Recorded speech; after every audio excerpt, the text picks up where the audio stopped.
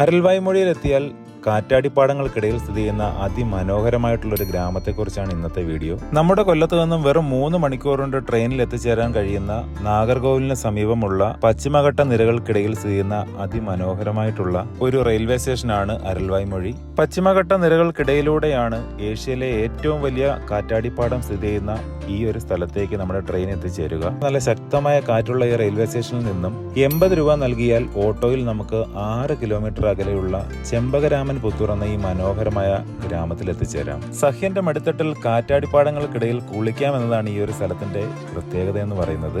ഒരു വശത്ത് നെൽവയലുകളും അങ്ങ് ദൂരേക്ക് നീളുന്ന റോഡും സൈഡിലൂടെ മനോഹരമായി ഒഴുകുന്ന ചെറിയ അരുവിയും വീശിയടിക്കുന്ന കാറ്റിൽ ചുറ്റിത്തിരിയുന്ന കാറ്റാടികളും ഈ പ്രദേശത്തിന്റെ മനോഹാരിത വർദ്ധിപ്പിക്കുന്നു. പണ്ട് തിരുവിതാംകൂർ സംസ്ഥാനത്തിന്റെ ഭാഗമായിരുന്ന ഈ പ്രദേശം അന്നത്തെ കാലത്തെ യുദ്ധഭൂമിയായി ചേര, ചോഴ, പാണ്ഡ്യ രാജാക്കന്മാർ ഉപയോഗിച്ചിരുന്നു എന്നാണ് പറയപ്പെടുന്നത്.